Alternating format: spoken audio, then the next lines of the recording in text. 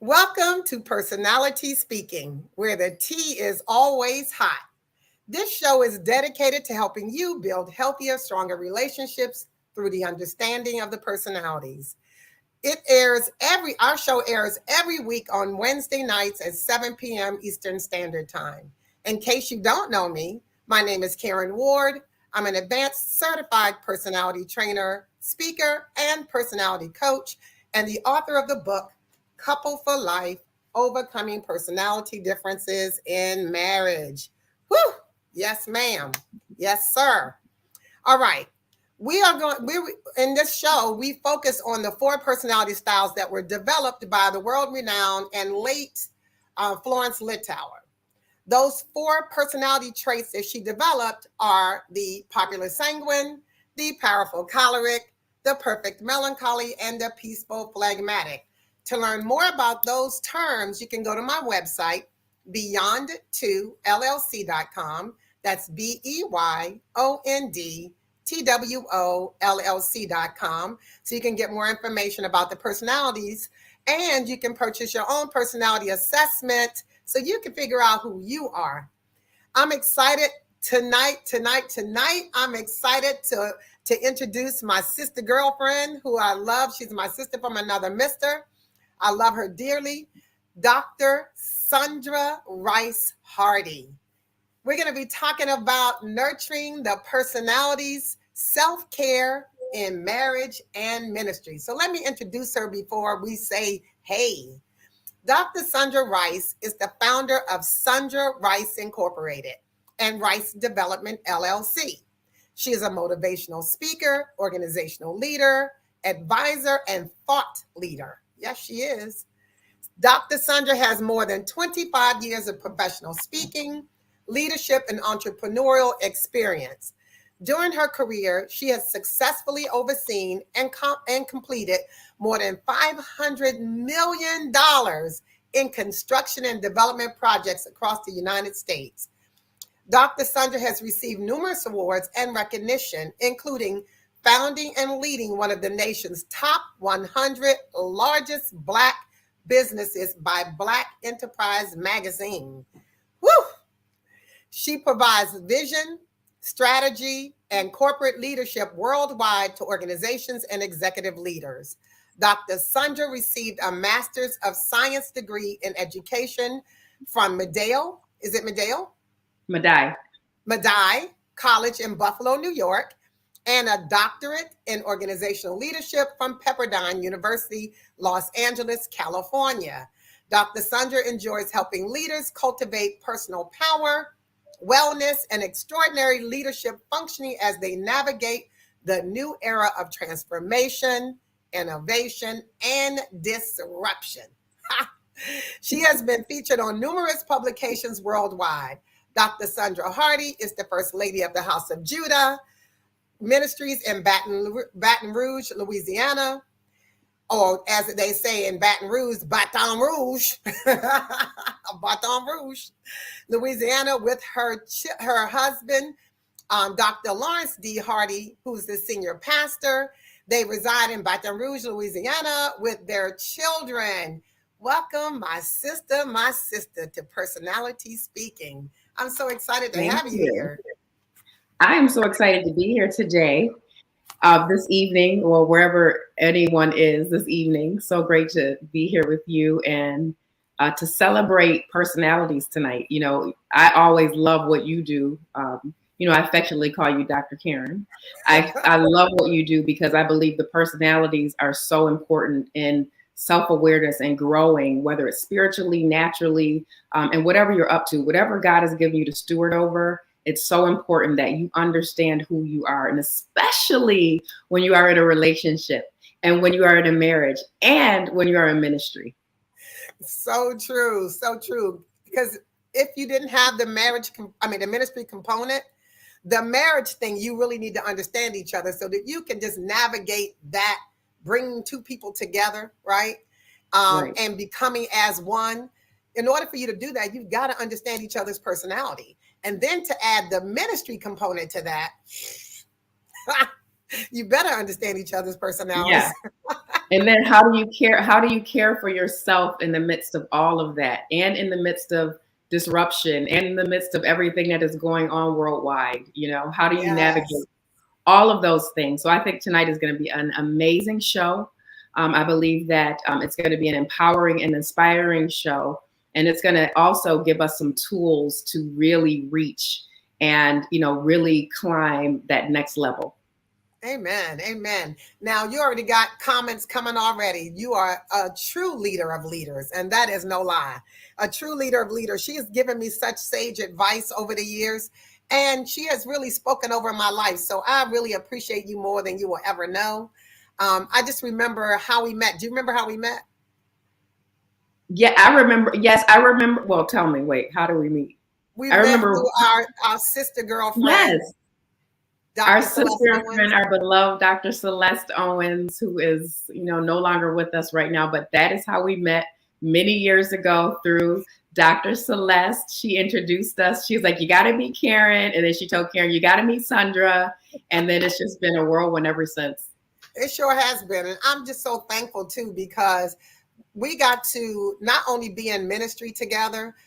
We were Yes. in one of Dr. Celeste's ministries, which was called the Elite 13, and it was 13 women in business or ministry that were in a place of transformation. And so we got to meet there and become sisters in that program. And then outside of that program, you have just been such a blessing to my life, speaking over my life, helping me to see where God is taking me. And so, if anybody else doesn't know you to be a leader of leaders, I certainly do. So, I thank you for doing that. And I wanted to ask you too, what is your personality style? Do you know what it is? Because I do.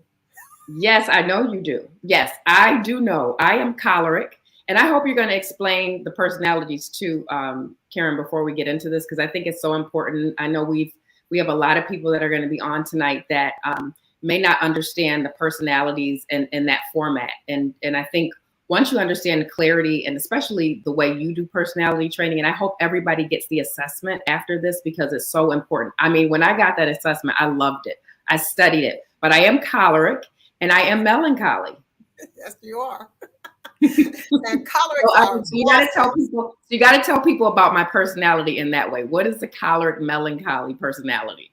So a choleric, number one, is a boss. It's a born leader. It's a mover and a shaker. They get more things done in the morning than most of us get done all week long. They don't play any games. They're highly accomplished. They are set out to accomplish whatever they set out to accomplish. They not only hit the mark, but they exceed the mark. They're always looking to do better every time. So that's a choleric personality, and that's definitely your personality. And they're leaders, right? Born leaders. And as somebody said here, true leader, you're a true leader of leaders. And so that makes sense, because you're normally running the show wherever you go. The melancholy part of your personality is a deep thinker, and you are a deep thinker. A deep thinker, highly intelligent. It's a person that is compassionate. They care about not only themselves, but they care about other people all over the world. They are change. Your choleric is a change agent, and I always say a choleric is strategic. They are the melancholy is a planner, and the choleric is an executor. And when you have them in the same personality styles, so you have a primary and a secondary, you are a planner and an executor all in one body. So All in one body. That is all in me. one body. All in one body. But you're serious minded and you're purposeful as a melancholy. And all of those things I've seen you walk out in your whole life. Like your whole life is about purpose. It's about getting things done. It's about making things happen. It's about transforming and being a change agent in this world. And when you say you are a thought leader, yes, ma'am. Yes, you provoke thought. You make people understand where they're going and how they're going to get there. So I just thank you for being here. And that is who you are. Now, the other two personality styles are the sanguine and the phlegmatic, right? The sanguine is my personality. That's my primary. And we're fun lovers. Like everything we do has to be fun. We have to laugh and enjoy life, and we want to be with our friends and hang out and hang out with family. That's our love language, like having fun. but we're also leaders as well. Sanguines are leaders, but we're the kind of leaders that draw people in, and we rally the troops, and we get people to do the things that they may be afraid to do, and we kind of encourage them along to get them to do those things. And then the phlegmatic is cool, calm, collected. They're chill personality style. Like, they're loyal and dependable. You can count on them for just about anything. And so those are the four personalities, and those are all the strengths. There are also challenges with each personality style, but we can talk about that later. Yes, there are. And the phlegmatic too, doesn't the phlegmatic personality, if you have that type of personality, you can also mimic any of the personalities, correct, at times? All of them, you can mimic Yes. all the If you're personality phlegmatic, styles. that laid back, you can also be a leader, you can be strong, you can be purposeful, you can be a sanguine if you need to be. So, Yeah. I mean, it's really, really interesting. I know when I've done it years ago with you, I mean, I actually keep it on my phone. I always look at it because I'm very self-aware, and it's very important to understand who you are in a myriad of situations, circumstances, people, leadership, wherever you are. So yeah, I wanted to mention that about the phlegmatic, because if you're a phlegmatic personality as your first default is not default, but that's your personality, then you can mimic the other personalities. Yeah, and you can tell who the phlegmatics are by the fact that most of them will say, "Oh, I think I have all of those." Yeah. If you think you have all of those, you're probably a phlegmatic for one or two reasons. One, because phlegmatics aren't decision oriented. So they don't like making decisions. They would prefer other people to make it so they don't have to have the blowback from it failing, or even it succeeding, and it becomes more work for them. But the other reason is because you're mimicking. You're mimicking Yeah. all the other personality styles. So more than likely, those are the two reasons. There's some others why people Yeah. mimic some of the others, but that has more to do with trauma. So Yeah. Yeah. listen, I'm so glad you're with me, because we're going to talk about nurturing personalities. And we're going to talk about self-care as it relates to marriage and ministry. Tell me why self-care, how you got into even thinking about self-care, because I know you did work on this when in your Yeah. doctorate. So tell us Yeah, about that. absolutely. Yeah, actually, when I did my doctorate at Pepperdine in organizational leadership, my dissertation was on self-care for leaders, really looking at psychological well-being. And I did a study on burnout because, I was in corporate America, or I am in corporate America, and I'm also in ministry. But I saw, as far as business owners, small business owners, my study was, business owners with companies like under 25 million. So whether you're 0 or 25 million, small businesses, where we would often get burned out because we did not give ourselves permission. We didn't take the time. We didn't sometimes have the resources or the tools to really make sure that we take care of ourselves first, that we put our masks on first, that proverbial when you get on the airplane, so that you can take care of other people. And so I saw a lot of burnout. I was once, Karen, the burned out leader. And so self-care, I say, is a practice because we have to practice it every day. It's intentional, especially when you have a lot of responsibility, a lot to steward over, assignments, ministry, business, corporate America. Wherever you land, whatever you have stewardship over, most of us have a lot of responsibility, a lot of people that we're responsible for.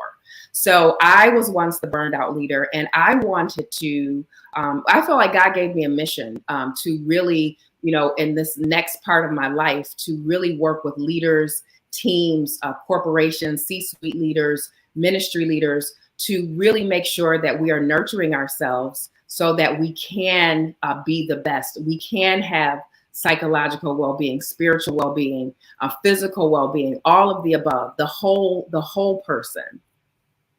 Gotcha. That is so good, because I don't think people even recognize when they're the burnt out leader. I think people think, when you're, especially as a choleric, right? As a choleric, you're always striving to be the best at Oh whatever yeah. it is you do, right? And you want to make sure that you don't fail at anything. And so a lot of times, and it's funny because I'll tell a choleric that they are a workaholic. No, I'm not a workaholic, but all they do is work. and they Right. don't see it in themselves. And so it's very easy, I think, for certain personalities to become burnt out. Melancholies too, because both of those personalities are workers, right? And but they work for different reasons.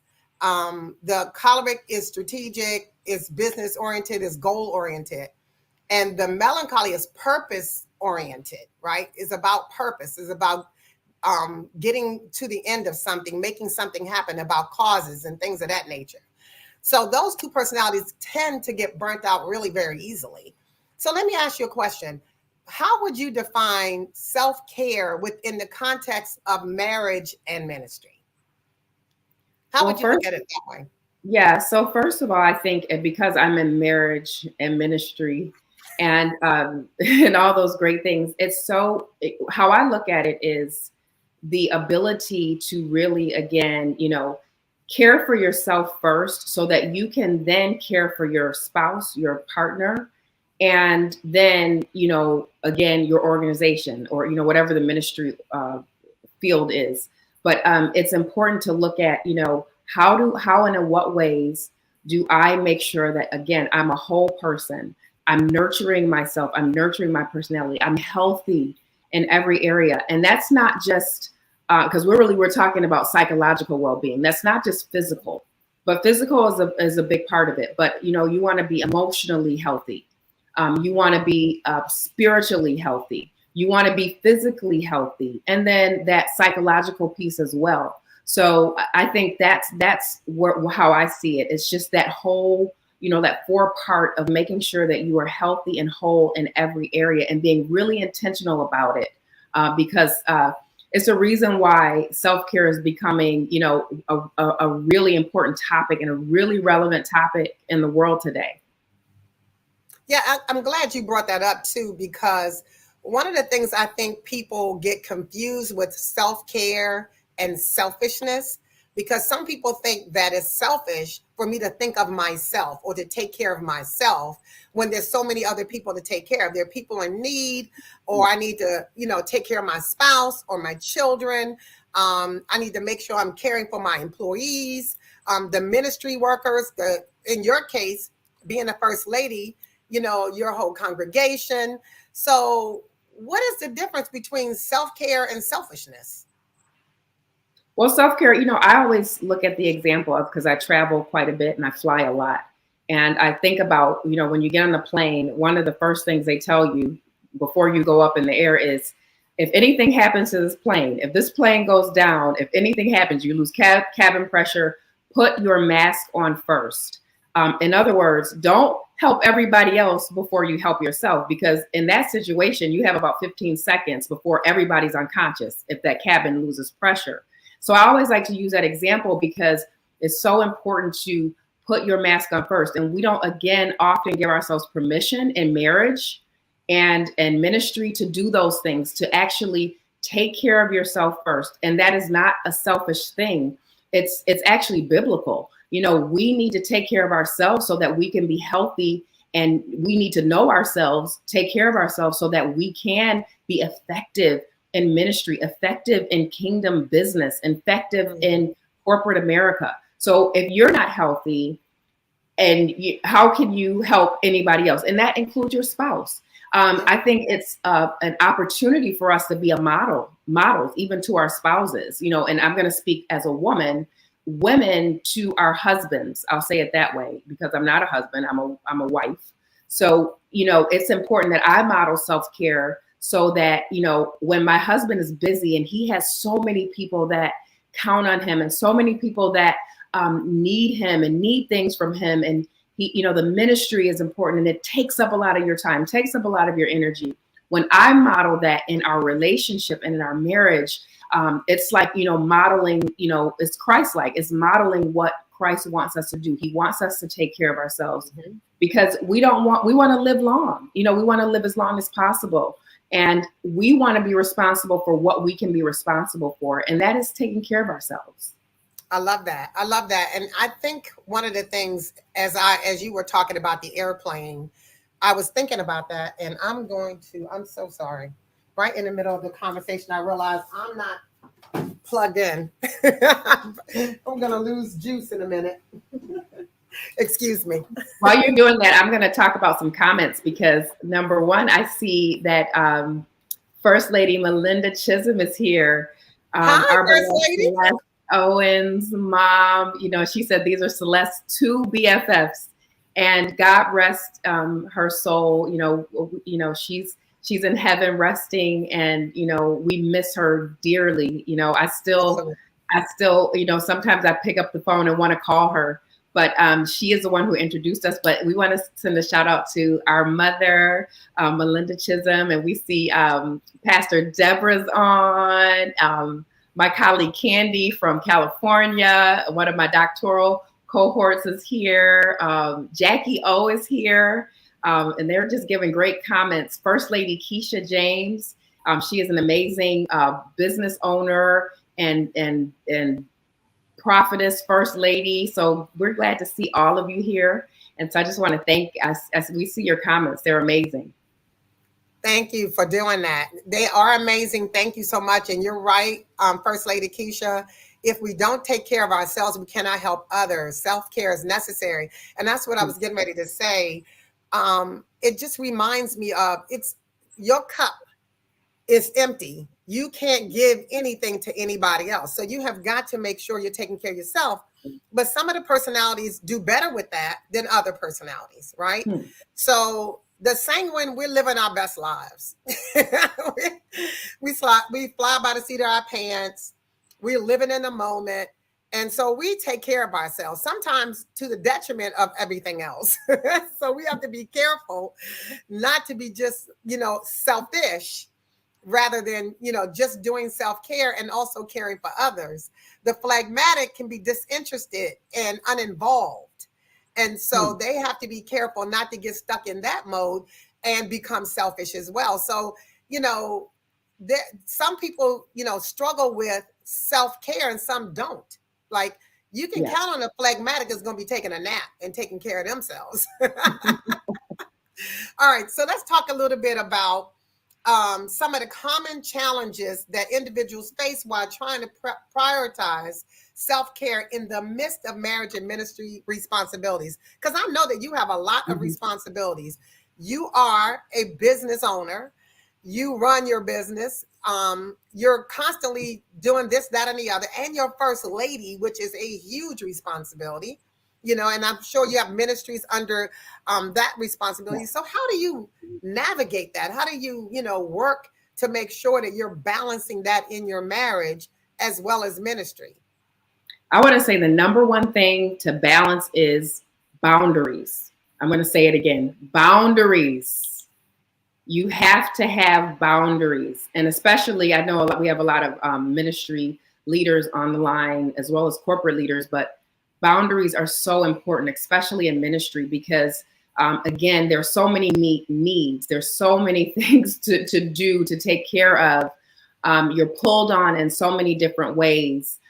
This, that, and the other. Both you and your spouse, especially when you're in ministry together, you're both pulled on. And then as a husband and wife, you have to take care of each other. When you come home, see, people don't realize they love the pastor and they love the first lady, but they don't realize that when we go home, we have to make sure we have to make sure we're covered. We have to make sure that we're taking care of each other. I have to make sure my husband has anything, because sometimes, with us, because we're so busy, we have to make sure we eat. We're accountable to each other. Did you eat? What are we eating today? What are we doing? What are we doing for lunch? Just even some of the basic things. So boundaries are so important to have within the marriage and then outside of the marriage, where you, sometimes cut off a time to say, hey, we know everybody needs something. Everybody needs a word. Everybody needs a push, encouragement, inspiration. But here's what we are doing. Here's what our schedule looks like. And those boundaries are important because they protect your energy.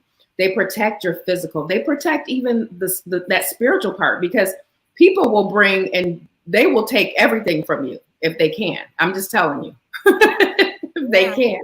Yeah. So it's up to us, that responsibility, boundaries and that responsibility to make sure that we are, being intentional about our time and our energy and protecting ourselves in those ways when you're in your marriage, and especially in ministry, especially pastoral ministry. Oh yeah. And Pastor Deborah says, yes, boundaries are extremely important. I had to give myself permission to exercise boundaries and not feel bad about it.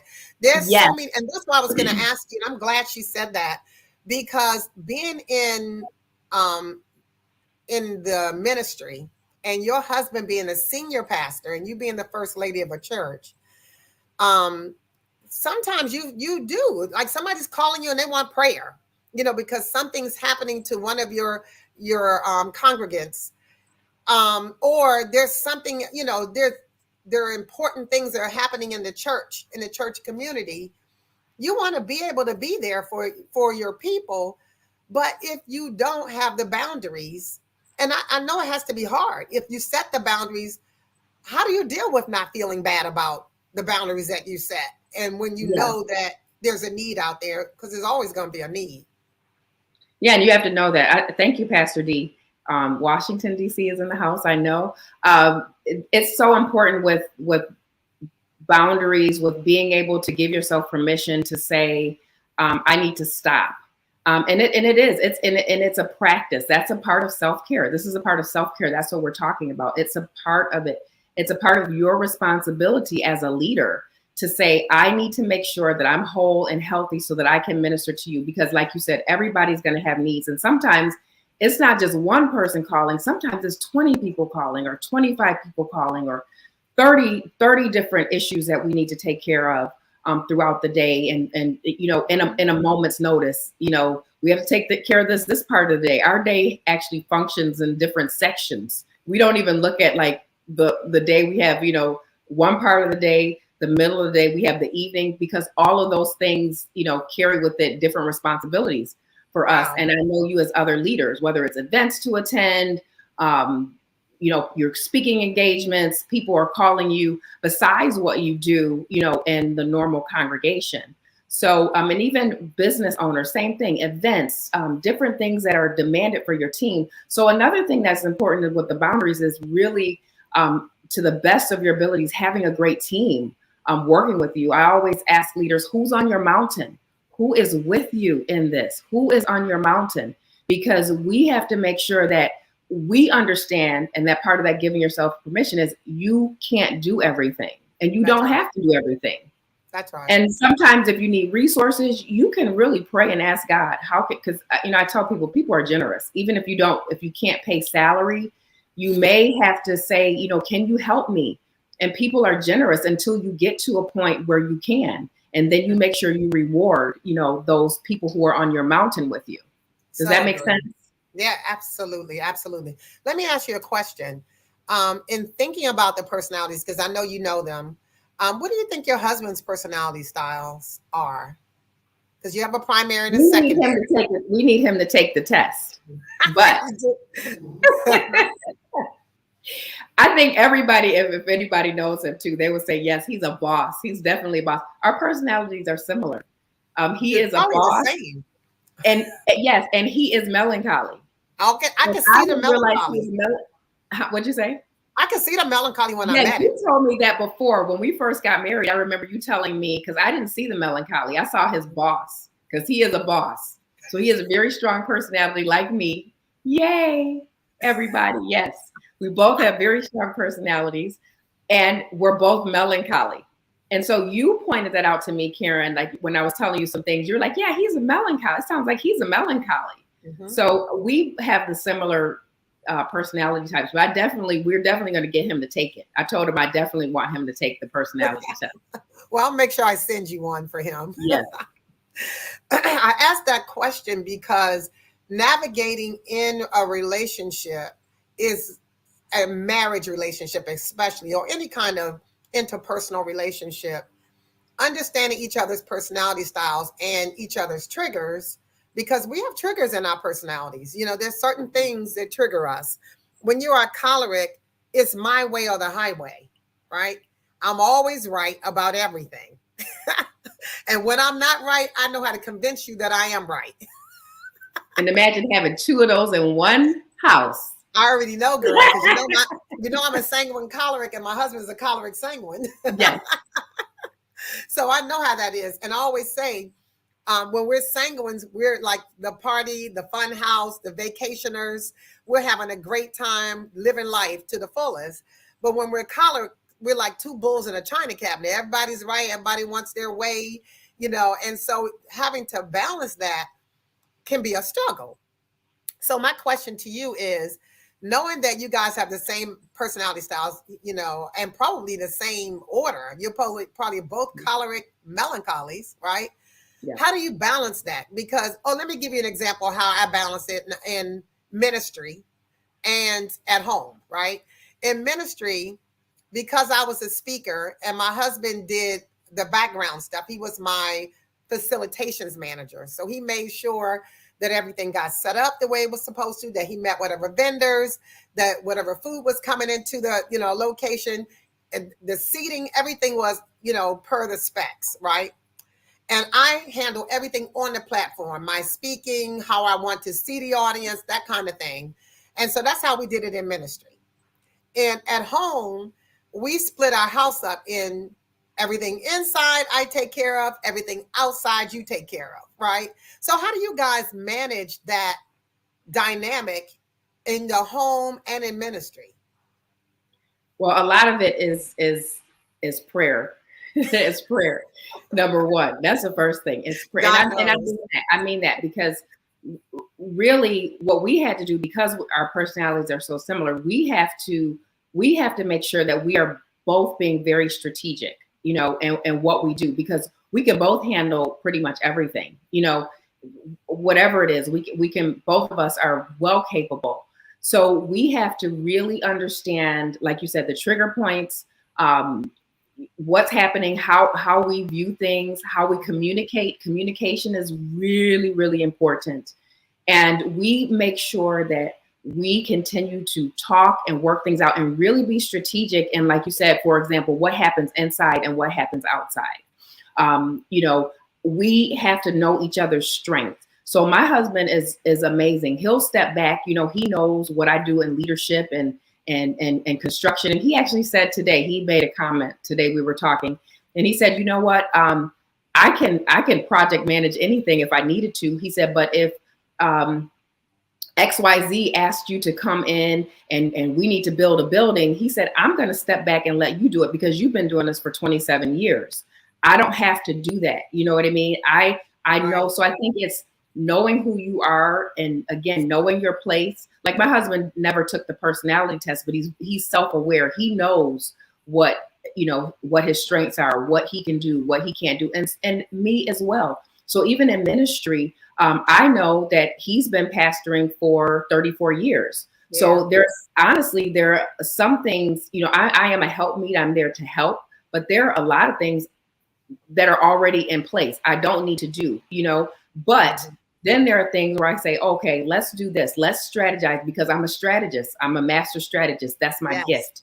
So how do we grow? How do we move forward? How do we move into this? How do we, do X, Y, Z and maintain this location? How do we do South Africa? How do we do all of these opportunities? Then I'm really good at that, with putting things together and putting strategy together and putting it together in a way where we're not burned out. Right. Right. I love it. Because as a pastor, he's going to work, work, work, work, work. And then I'm going to come with a strategy that says, okay, let's look at how we can do this effectively and efficiently, how we can bring our team in, who's on our mountain, and let's do this so that we can be healthy. And at the end of the day, we can take care of ourselves and we can enjoy each other, because I want to bring that up. It's so important in marriage that you don't let that slip away. You have So to true. enjoy each other. That's what God gave us. Like, I love my husband. I love to be with him. I love to travel with him. I love him. He's I love amazing. that. Yeah, I he love really is. And Yeah. but I have to protect that time, because if I Yeah. don't, all that will slip away too, Karen. All that Yeah. will be gone. The people will, oh, we need you, or can you Yeah. come and can you do this? Can you do that? And then vice versa for me too with my schedule. Yeah. So it's two things I heard from that. And that is protecting the relationship, right? What's Yes. important is prioritizing and protecting your relationship, are the key components, but also balance. right? Yes. Balancing things. And even I tell people this all the time. They say, what are the two most important what are the two personalities that get along the best? In every person, you can get along with any personality, but you just have to learn to balance each other's strengths and help overcome, help each other to overcome each other's weaknesses. Because where I might be strong, he might be weak. Where I may be weak, he may be strong. And you're balancing those things so that you get the best out of both people. And I Yeah. think it's important for people to understand that. But sometimes we get in a place where our personality is so strong that we feel Yeah. we have to take care of everything. We have to do everything for you. We have to make things happen. Or our personality is so mild and supportive that we don't have to make a decision or we don't have to, step forward. Yeah. I want to understand, like, have you ever experienced a time when you had, burnout or feelings that you were overwhelmed in your marriage or in ministry? Have you ever felt that? Oh, yeah, absolutely, absolutely. And at those times is when I'll speak for myself as a choleric melancholy. I have to make sure I communicate, because if I'm overwhelmed, stressed out, bogged down, that purposeful side of me is not going to work. It's going to be stagnant. It's going to be stuck. Mhm. And and then my choleric side, the go getter, I'm going to be in a state of I'm exhausted. So when yes, I have had burnout. My husband has had burnout. And that's the time where we have to come together, talk about it, pull away. And then that's my part of it. That's like, I'm strong in that area to say, hey, because that's one thing my parents taught us, like years, in marriage. Make sure you have a vacation every quarter. Make sure you're going Mhm. away, even if it's for a weekend. Do something where you can connect and you can have fun, Absolutely. because everything is going on and life is happening. And not only is life happening, but disruption is happening. Spiritual leaders. Another reason why I did my dissertation, I actually wanted to do it on spiritual leaders and business owners, but as they say at Pepperdine, the best dissertation is a done dissertation, and then you save the world later. So, Right. but the other true population that is a passion that God has called me to is leaders, is spiritual leaders, because we don't always have a model, and there are so many spiritual Yeah. leaders committing suicide in the last like Wow. 5 to 7 years. The suicide rate among spiritual leaders, and I'm just going deep, has been at an all-time high, because we are not giving ourselves that permission, and we haven't seen it modeled. And so that's what God has called me to do, and even my husband, to model that for Yes. leaders, corporate leaders and spiritual leaders. We are both king and priest. We're in the dual. We're dual. Kingdom, marketplace, and Yeah. ministry. And so that is so important. But yes, we've been the burned out leaders, and that's when we've had to really pull back and really do some of the things I'm talking about. Really look at our boundaries. What do we need to rethink? How do we retool this? Because guess what? At the end of the day, our relationship is the most important, so that we Yeah. can come as a unit to the people of God, God's people in His kingdom, and to our assignments, whether it's marketplace or ministry, and we can show up effectively and with power. And that's how we always want to show up. And to do Yeah. that, you really do have to be intentional, and you have to make sure you're responsible for self-care. Yeah. I'm so glad you mentioned that too, because I did not know about spiritual leaders committing suicide. Yeah. That is so disheartening for me. But I'm glad you mentioned that, because that's why self-care is so important. If you put yourself in a place of burnout, then you start to, that stuff starts to eat at you and Yeah. wear on you. And then you let the devil in, and all of a sudden you feel defeated and you feel like there's no hope. And then that's the kind of thing that leads to a suicide. So I'm really And first of all, heartbroken. let me tell you about the devil. He's trying to get in any way he can, Yeah. at any Every way, any and any everywhere. open door, open window, crack, anything he can do, hairline crack. He is trying Yeah. to get in, and he will use anybody. And Anybody. I say, sometimes people let the devil use them for free, Yeah. but he will use anybody that he can. So it is important to, make sure that you are protecting your marriage and protecting your Yes. relationship, because it's such a blessing, such a God-given blessing. Yes. It's nothing like having, an amazing person in your life. It's nothing like it. And I'm grateful. And I would also say this. I have done this every day for the last almost year.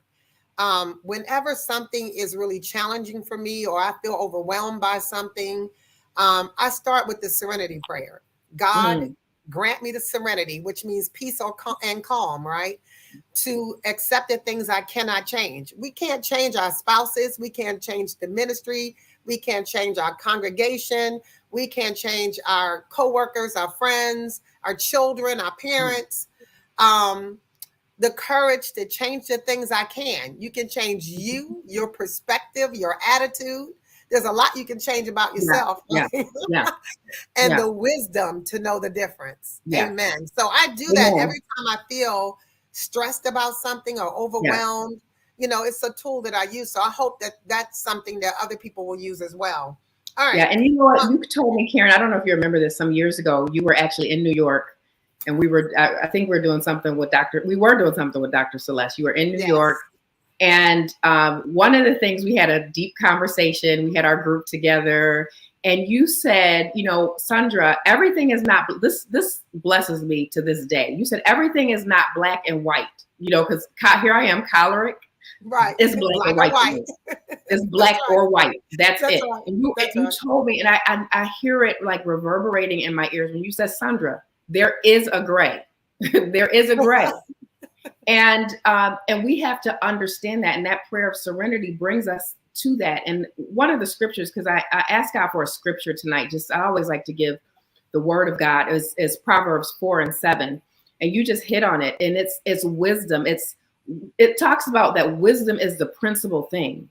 Yeah. And if you ask for wisdom, it says, is the principal thing. Therefore, get wisdom, and in all thy getting, get an understanding.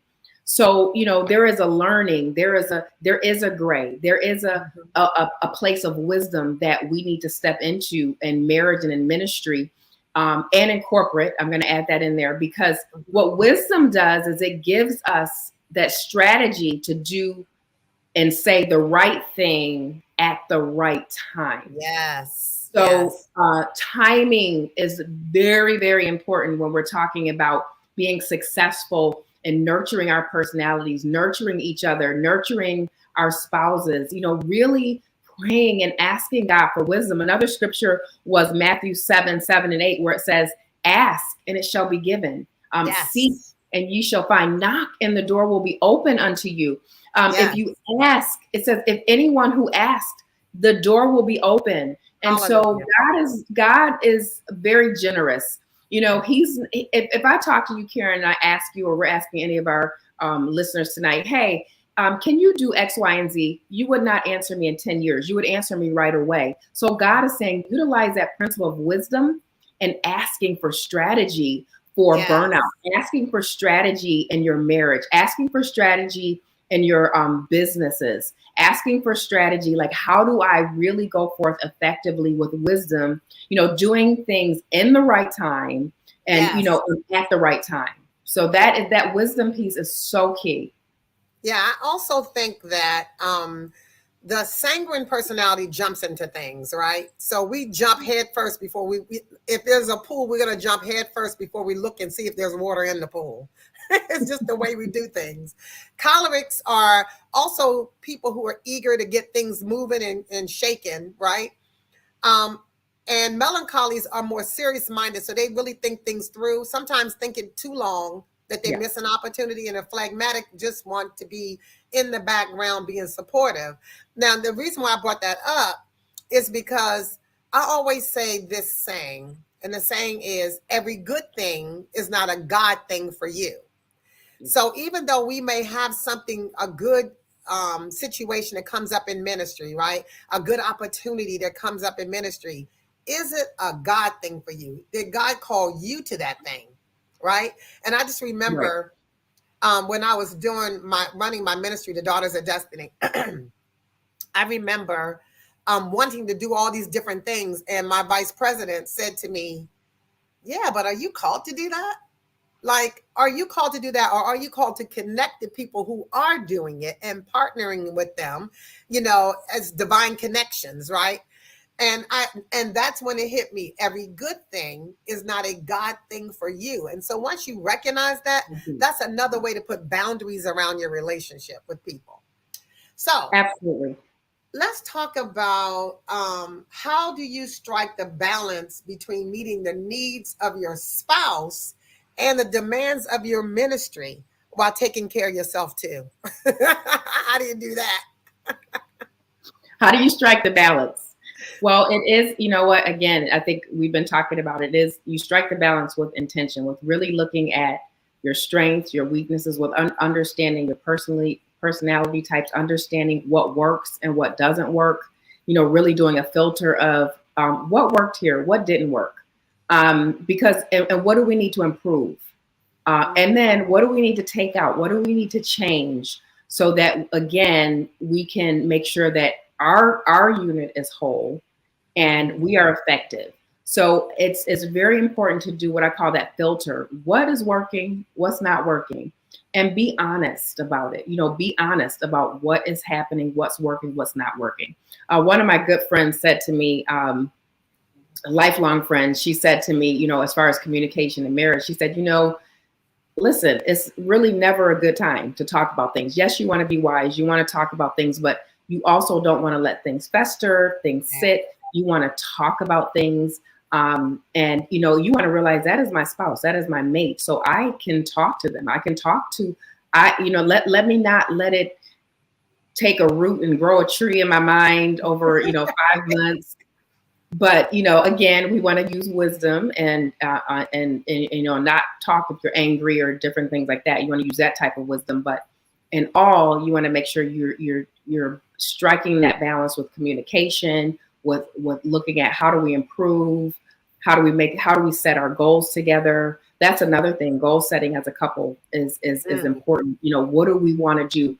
Just like you would do to have an effective. We all do it to have effective businesses, ministries. We set goals. We do our kind of our mission, our vision. I coach leaders really all over the nation, and one of the things that we work on, because I do a lot with around self care with leaders and high level leaders, because again, we need a leader, we need coaching, we need to Yes. be, and even myself, I have a coach, I have a leader, that I work with. And I've always been in that vein to make sure that we are, really effective, and we are really making sure we're balanced, and we are again protecting that unit that God has given us. God loves marriage, and so when you're married and in ministry, or your spouse is in ministry, even if you're not in ministry, your spouse is in ministry. It's important to understand that responsibility. Yeah, I really appreciate that. I think that is so important because sometimes one person is in ministry and the other one is not. Yes. And that's ministry is a whole dynamic that you really need to understand, and how people are operating in their personalities or through their personalities in ministry as well as at home. Like my in ministry and in business, I show up as a choleric all Yes. day long, right? Um, but in my personal life, I probably show up more as a sanguine. And I was just thinking when you were talking about setting goals as a couple, sanguines, we hate goals. We want to fly by the seat of our pants. Phlegmatics, they hate goals. They want everything to be easy. Why can't we just move on in the world? And why we got to do that kind of stuff? Meet a goal and have a strategy but the cholerics and the sanguines, they love the strategy and the 5 year and 10 year plans, and we struggle with that as sanguines and phlegmatics, right? And it's the kind of thing that I had to grapple with in order to have a podcast. Like I had to have a strategy in order to run a business. You have to have a strategy. Yeah. So why not have a strategy in your marriage? Why Yeah. not have a strategy in your ministry? That isn't, it makes sense to do that. But I think it's, there's certain personalities that struggle with that. What's your thoughts on that? Yeah, and I think there are, and that's why it's important to have. When I work with my team, I do one of the assessments I do is called a Colby A, and I look at in that assessment how do we work together? That's what that assessment looks at. It's Karen Colby, and it's more of it's a a corporate uh, type of assessment. But I look at how do we work together. So in that same vein, I look at my team, because my husband and I are a team. So how do we work together? What again are our personality? What are our proclivities? What are our strengths, our weaknesses? It's like you can do all the things in corporate America that do here, a SWOT analysis. What are the threats? What are the opportunities? Right. What are our strengths? What are our weaknesses? Those are all models that we can use, and as resources in marriage to make sure that we're staying strong and that we are able to really set a really strong example to navigate life and navigate Yeah. disruption and also innovate, because we come together because God has called us to a great work. We can innovate. There's so many opportunities. There's so many amazing things that we can do together, but we Mhm. do have to make sure that we have the right people on our team. So because and when I do like my Colby assessment, I'm like I'm an implementer. I'm a quick start. I'm going to implement. I'm going to start projects, but I am not a really high what we call fact finder. So I often have people on my team who are high fact finders. They're going to be researching. They're going to Yep. be, while I'm moving and I'm, implementing, because I'm a finisher, I'm going to finish. That's why people hire me, because if you hire me to do your project, I'm going to finish your project. It's going to be a success. So when, while I'm busy doing those things, how do I have to have the right people, and same in marriage. You want to make sure. So even before you get married, those of you who are not married, who are looking, you want to really look at the personality. How will that person work with my personality? How will we grow together? How will Mhm. we fulfill the commission that God has given us, whether in marketplace or in ministry or both? Like, like my husband and I we're both in, like I said, we're marketplace and we're ministry.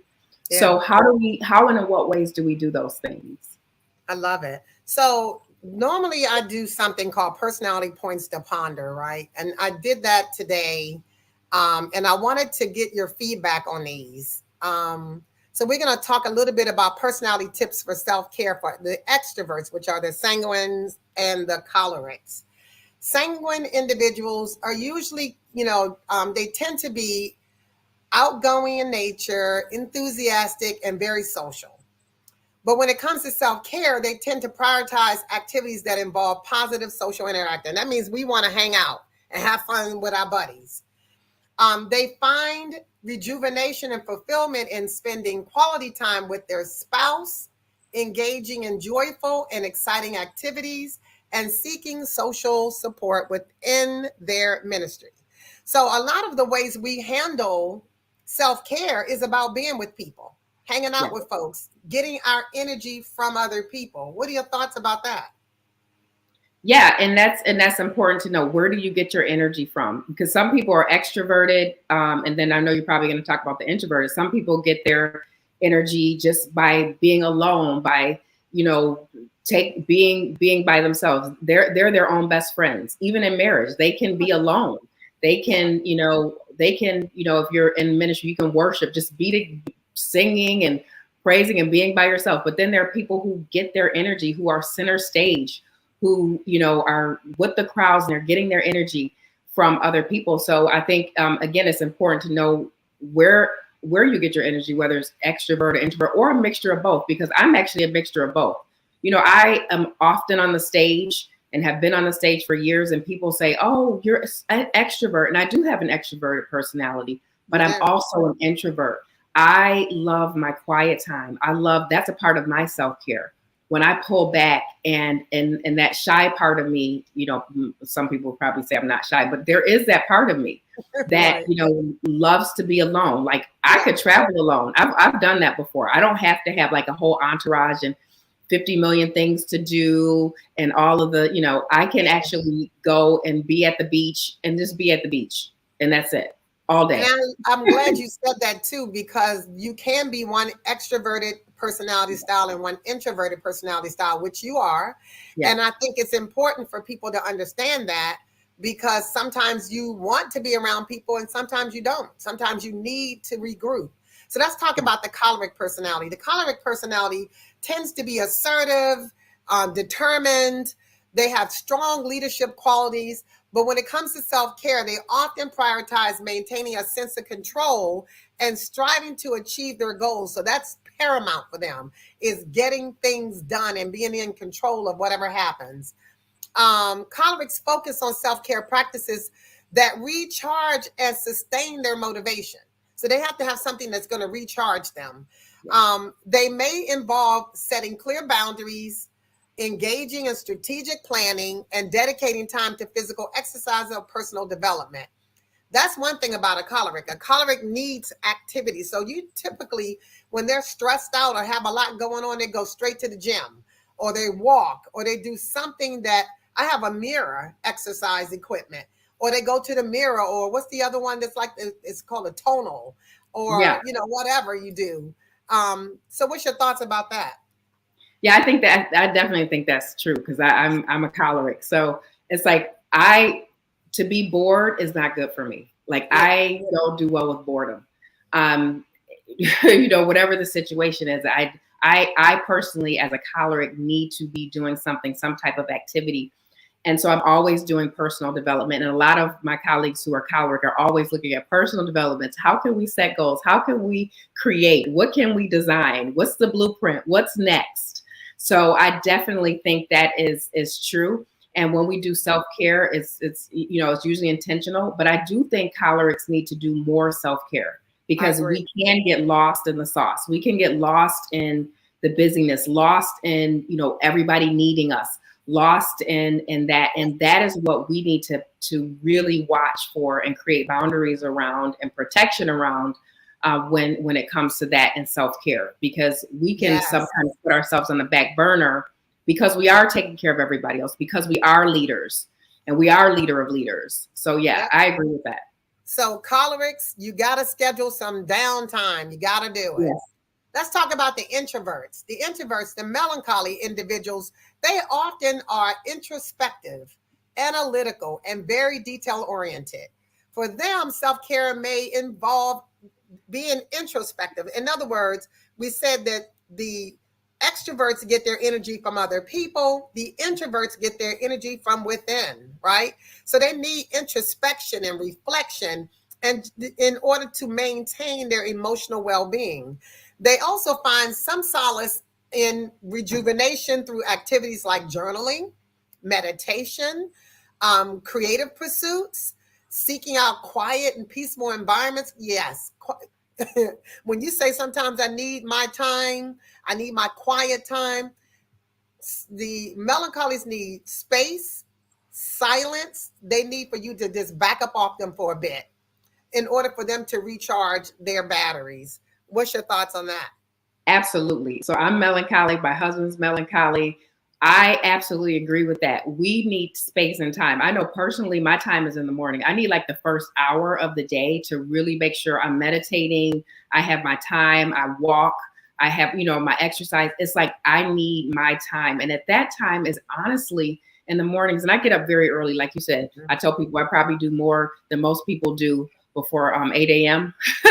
But I try to get um, in that time, I get my refueling. I get my charge for the day. I get my charge for, okay, I have this speaking engagement. Okay, I have to design this. I have this client. I have to make sure this happens. And I get my charge and my and that part of me, that push from my quiet time as a melancholy. Yeah. I'm glad you said that because I have developed quiet time. Every morning I get up and I do quiet time, I pray, I journal, I do all these things and I find myself I'm more peaceful that way. Yeah. But it took some time to get to that space because I would fall asleep until I got to where it was a habit for me to do that. Yeah. All right, so let's talk about the fourth and final personality style, the phlegmatic. The phlegmatic is cool, calm, collected. They're easygoing and adaptable. But when it comes to self-care, they may prioritize creating a balanced and harmonious environment for themselves and their relationships. Phlegmatics may engage in self-care practices which promote relaxation. Now, you can always count on a phlegmatic relaxing because they would rather sit than stand, and they would rather lay down than sit up. But they also believe in stress reduction and emotional balance. This is probably the personality who will get the most self care. They try to practice mindfulness and in leisure activities or spending time in nature. So, what's your thoughts on the phlegmatic? Yeah, that phlegmatic personality is probably our model for self-care.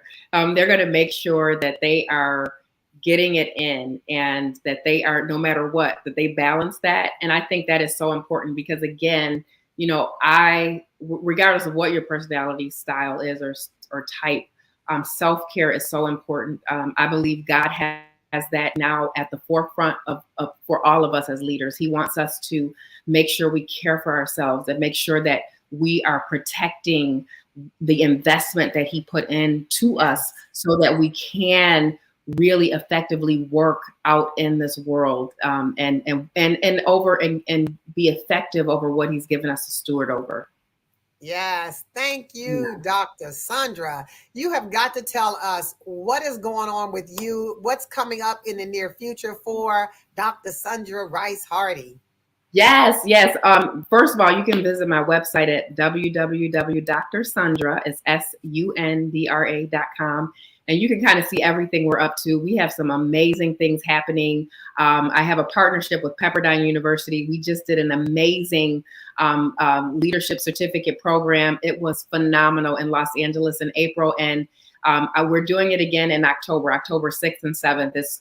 We're offering a certificate in leadership, innovation, and executive well-being. So if you've enjoyed this and you need some additional tools, we have some people on who have been there, who have been through the program, our first graduating class, and who's visited the program.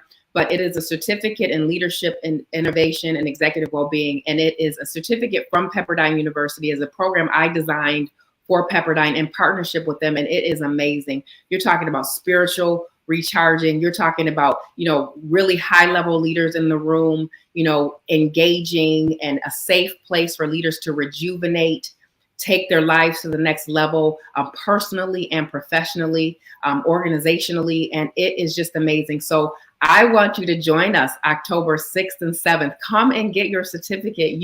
It's amazing because you will have a certificate from one of the top leadership universities in the country in Los Angeles, California. So it's October 6th and 7th. Come join us, and you can get more information from my website, www.drsundra.com. We'd love to have you. It's going to be amazing. The first program, it blew us out of the water. I'm telling you, it was so amazing. I'm still being inspired by the leaders who were in the room from around the country. So yes, join us. That's what I'm up to next. And we have some other things coming up. So if you want to get in touch with me, I coach leaders, I consult with companies, and you can get all that from the website. I have an amazing coaching program that we're offering, a 90-day coaching program. And then we offer also a 12-month coaching program. But it's amazing if you want to get recharged, reset, you want to take your life to the next level. And sometimes, again, leaders need a leader. I have a leader. It's important for me. I've always taken in that practice. And so I love working with leaders who are doing, I'm talking about amazing things all over the world. So join us if you want to do coaching, consulting with your company, or the leadership certificate program coming up in October in Los Angeles. I love it. Thank you, Sandra. I love you, sis. I thank you so much for appearing on Personality Speaking. Thank you for dropping all those wonderful nuggets on how we can manage our self-care in our marriages and ministry. And I think that whether you're in ministry or not, or whether you're married or not, you understood how you have to have self-care. So I appreciate you being here. Thank you so much, sis. You are so welcome. You are so welcome. And again, I want everybody to make sure you take the personality test. And you can go to, I know, Karen's website, but it is a great resource and a great tool to take with you, whether you're in corporate America, whether you're married, whether you're in ministry. So I want to encourage you all, as Dr. Karen has welcomed me here. I've taken the test many years ago, But make sure you take that because it is a great resource, and have your spouse take it as well. So thank you Yes. so much. Thank you so much, Karen. I've Thank enjoyed it tonight. you. The time went by so fast. It sure did, right? Okay, so if you want to get that personality assessment, you can go to my website. It's beyond2llc.com. You can see it if you're on in the chat. You can see it's the same as my account name, but it's beyondtwollc.com. And I just want to thank you guys for joining Personality Speaking, where our goal is to help you to build healthier, stronger relationships through the understanding of personalities. Next week's guest will be my friends, Pastor Deborah Evans, Pastor Ken Howard, and Pastor Neil Henderson. And guess what we're going to be talking about? Healing beyond the pews, navigating Mm. personalities, and finding wholeness after church hurt. Whoo! There have been Wow. some folks that's been hurt in the church, and we want you to get some healing. So join us next week at 7 p.m. Eastern Standard Time, right here. If you like this content, please like and subscribe and click the notification bell so you can get the latest videos. Thank you guys for joining us, and good night, and we love you. Take care, you guys. Love you. Bye Love bye. you.